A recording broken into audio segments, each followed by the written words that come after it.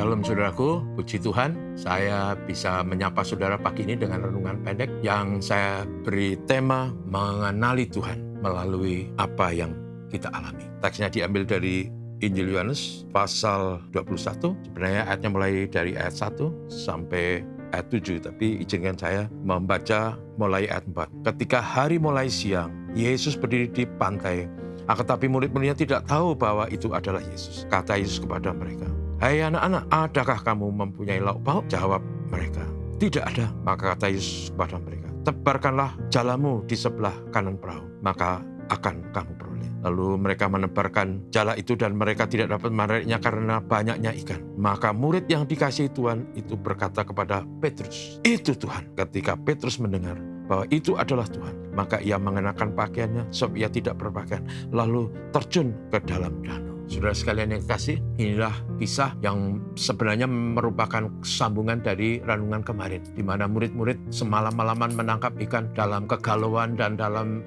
situasi yang kurang happy. Tapi yang luar biasa adalah malam itu mereka tidak menangkap apa-apa, menambah kesusahan, menambah kegalauan. Yang luar biasa menjelang siang, seperti kita baca tadi, Tuhan Yesus di tepi pantai menyapa mereka, "Eh anak-anak, apakah kau memiliki lauk pauk?" Dan mereka menjawab, "Tidak." Karena sepanjang malam mereka tidak menangkap apa-apa. Lalu Tuhan perintahkan, "Tebarkan jalamu di sebelah kanan, maka kamu akan mendapat." Dan luar biasa seperti kita baca, jala itu nyaris tidak bisa ditarik karena di dalamnya ada ikan-ikan besar yang jumlahnya 153. Dan orang yang dikasihi Tuhan Yesus, kita selalu tahu bahwa itu adalah Yohanes. Setelah dia melihat ikan itu, bukan saja dia gembira, bukan dia kagum, tapi satu hal yang menjadi ekspresi mulutnya adalah, "Itu Tuhan." Saudaraku, dengan kata lain bahwa pada waktu murid yang dikasih itu melihat ikan yang besar jumlahnya, maka langsung dia tahu bahwa itulah Tuhan. Dengan kata lain, dia langsung mengenali Tuhan melalui apa yang dia alami, apa yang dia hadapi.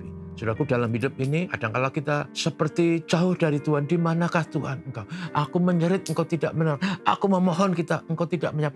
Tuhan, di manakah Engkau? Dan kita kadang-kala tidak bisa mengenali Tuhan karena situasi sulit, pahit, rumit yang kita hadapi. Belajar dari teks ini, saudara, Tuhan itu bisa menyatakan diri dan kita kenali melalui apa yang kita alami. Hal-hal yang kita hadapi dan kemudian kita bisa mengatasi. Hal sulit yang kemudian kita menemukan solusi. Berkat-berkat yang kita terima melalui karya dan kerja kita. Kita tahu, akhirnya kita mengerti, mengenali Tuhan melalui semuanya itu. Dengan kata lain, saudaraku, Tuhan itu bisa dikenali oleh kita melalui pengalaman hidup yang kita alami. Dalam kitab Mazmur 19 ayat 1 dikatakan di sana, "Langit menceritakan kemuliaan Tuhan, cakrawala menceritakan pekerjaan Tuhan." Saudaraku, dengan apa yang kita lihat bahkan di sekitar kita, seharusnya kita mengenali Tuhan, Tuhan Sang Pencipta yang mengasihi kita dan pedulikan kita. Jangan pernah kita gagal mengenali Tuhan, supaya kita tidak depresi, frustasi, dan menderita karenanya. Kiranya Tuhan memberkati kita dalam situasi apapun. Mari kita kenali Tuhan, sebab